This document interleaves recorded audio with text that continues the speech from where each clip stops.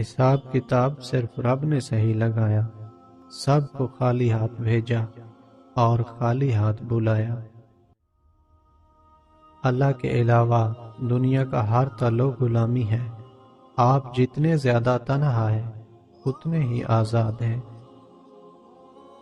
قبر کی اندرونی خوبصورتی کے لیے خود محنت کرو، کیونکہ گھر والے صرف باہر سے ماربل لگا کر بھول جائیں گے۔ زندگی ایک ایسی کتاب ہے جس کے ہر صفحے پر ہماری مرضی کی کہانی نہیں لکھی ہوتی، لیکن ہر صفحہ ہمیں پڑھنا ہی پڑتا ہے۔ ضمیر کی موت ایسی موت ہے جس کا اعلان انسان خود اپنے کردار کے سپیکر میں کرتا ہے۔ اصل خسارات تو یہ ہے کہ آسمان و زمین سے کئی گنا بڑی جنت میں ہمارے لیے کوئی جگہ نہ ہو۔ بچپن میں جہاں چاہے ہنس لیتے تھے اور جہاں چاہے رو لیتے تھے، اب ہنسنے کے لیے تمیز چاہیے اور رونے کے لیے تنہائی۔ عروج ملنے پر انسان خدا نہ بن جائے، اسی لیے خدا نے زوال رکھا ہے۔ مجھے زندگی کی سچائی کا تب پتہ چلا جب راستے میں پڑے پھولوں نے مجھ سے کہا، دوسروں کو خوشیاں دینے والے اکثر یوں ہی کچل دیے جاتے ہیں۔ جس طرح گھڑی کی سوئی آگے پیچھے کرنے سے وقت نہیں بدلتا، اسی طرح گردن اوپر نیچے کرنے سے انسان کی اوقات نہیں بدلتی۔ اندھیرا کتنا ہی گہرا اور مضبوط کیوں نہ ہو، روشنی کی ایک چھوٹی سی کرن سے ہار جاتا ہے۔ لہٰذا اپنی امیدوں کے جگنوں کو زندہ رکھیں۔ ہمت نہ کرنا کسی کے برے وقت کے اندر ہنسنے کی، یہ وقت ہے جناب، چہرے یاد رکھتا ہے۔ اپنے اور وقت جب دونوں ایک ساتھ چھوڑ دیں تو انسان باہر سے ہی نہیں اندر سے بھی پتھر ہو جاتا ہے۔ سب سے زیادہ اذیت ناک اور بدترین دشمن وہ ہوتا ہے جو کبھی دوست رہا ہو۔ گھر کا سربراہ بننا آسان نہیں ہوتا۔ سربراہ کی حالت ٹین کی اس چھت کی طرح ہوتی ہے جو تمام موسم خود جھیلتا ہے، مگر اس کے سائے میں رہنے والے کہتے ہیں شور بہت کرتا ہے اور گرم بھی جلدی ہو جاتا ہے۔ سمجھدار انسان جب رشتے نبھانا بند کر دے تو سمجھ لینا اس کی عزت نفس کو شدید ٹھیس پہنچی ہے۔ انسان بھی عجیب مزاج کا ہے، جو اس کی طبیعت کو سمجھے وہ اسے اچھا لگتا ہے، اور جو اس کی نیت کو سمجھے وہ اسے برا لگتا ہے۔ خود کو بدلیں، ہر دکھ اور پریشانی ختم ہو جائے گی، کیونکہ دھول چہرے پر ہو تو آئینے کو صاف نہیں کیا جاتا۔ بہت سی باتیں ایسی ہوتی ہیں جن کے جواب میں ہم ٹھیک ہے کے علاوہ کچھ نہیں کہہ سکتے، جبکہ وہ کسی بھی طرح ٹھیک نہیں ہوتی۔ ہم اپنی زندگی کا بہترین حصہ مستقبل کو سوچنے میں گزار دیتے ہیں۔ جب ہم پرانے دوستوں کو بھول جاتے ہیں تو یہ اس بات کی علامت ہے کہ ہم خود کو بھی بھول جائیں گے۔ خواہش پوری ہونے کے بعد ہر چیز اپنی دلچسپی کھو دیتی ہے۔ افسوس ہم لوگ جس کو غریب سمجھ کر شادی میں نہیں بلاتے، وہ میت پر سب سے پہلے پہنچ جاتا ہے۔ اصل خواب انسان کو سونے نہیں دیتے، جبکہ کچھ لوگ سو کر خواب دیکھتے ہیں۔ جینا چاہتے ہو تو پرندوں سے سیکھو، کیونکہ جب وہ چہکتے ہیں تو انہیں یہ پرواہ نہیں ہوتی کہ ان کا چہکنا کس کس کو ناگوار گزرتا ہے۔ اپنے آنسوؤں کو اتنا مہنگا کر دو کوئی انہیں خریدنے کی کوشش نہ کرے، اور اپنی مسکراہٹ کو اتنا سستا کر دو کہ ہر کوئی اسے پانے کی چاہت کرے۔ غربت ستیلی ہوتی ہے اور دولت کے 101 رشتہ دار نکل آتے ہیں۔ زندگی میں زیادہ رشتوں کا ہونا ضروری نہیں، لیکن جو رشتے ہیں ان میں زندگی کا ہونا ضروری ہے۔ غصہ اور قانون دونوں ہی بہت سمجھدار ہیں، کمزور کو دبا دیتے ہیں اور طاقتور سے دب جاتے ہیں۔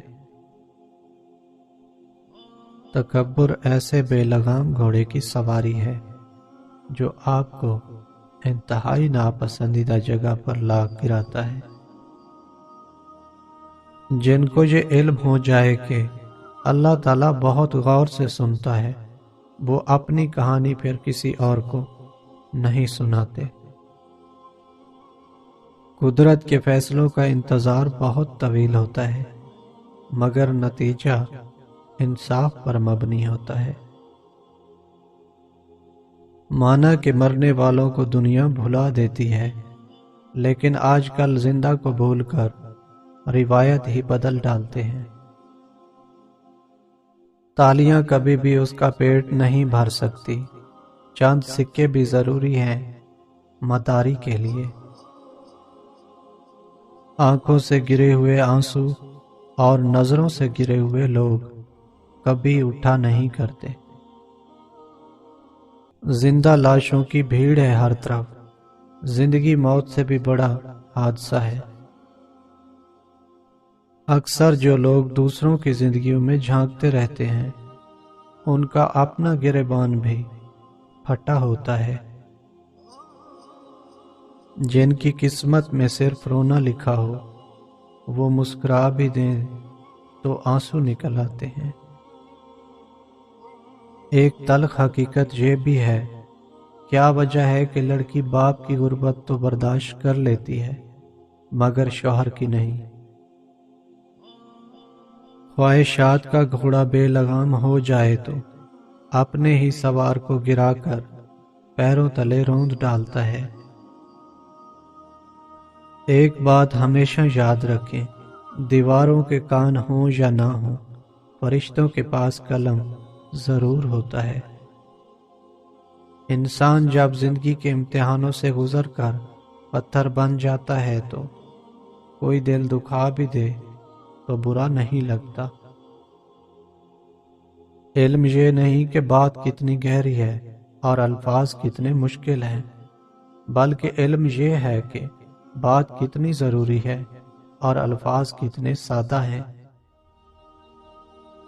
ہر آدمی اپنا درخت الگ الگ اگانا چاہتا ہے، یہی وجہ ہے کہ انسانیت کا باغ تیار نہیں ہوتا۔ ہر انسان اپنی زندگی کا کچھ حصہ ایسی خوبیوں کو ظاہر کرنے کی کوشش میں ضائع کرتا ہے جو اس کے پاس نہیں ہے۔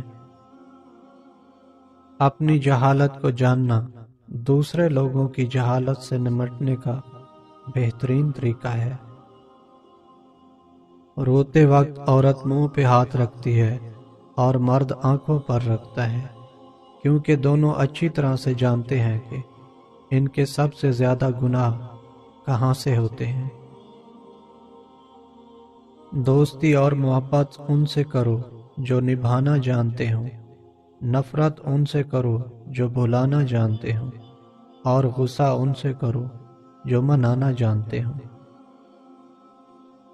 اکثر لوگ کہتے ہیں کہ نماز یا قرآن پڑھتے وقت نیند بہت آتی ہے، تو جان لیں کہ نیند ہمیشہ خیر و عافیت کی جگہ پر آتی ہے، اور جب اللہ پاک کی رحمت چھا جائے تو انسان کو سکون اور نیند آنے لگتی ہے۔ تنہائی ایک طاقت ہے جسے بہت کم لوگ سنبھال پاتے ہیں۔ دنیا میں صرف احساس بدل جاتے ہیں، ورنہ محبت اور نفرت ایک ہی دل سے ہوتی ہے۔ ضروری نہیں کہ ہر لکھا جانے والا لفظ پڑھنے والے کے معیار کے مطابق ہو۔ لکھنے والا اپنی کیفیت جبکہ پڑھنے والا اپنی کیفیت میں ہوتا ہے۔ میرے اچھے وقت نے دنیا کو بتایا کہ میں کیسا ہوں، اور میرے برے وقت نے مجھے بتایا کہ دنیا کیسی ہے۔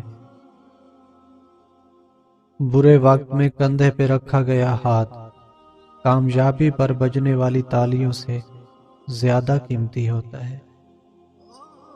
نفرت انسان کا بنایا ہوا ذاتی مسئلہ ہے، ورنہ قدرت تو محبت کا درس دیتی ہے۔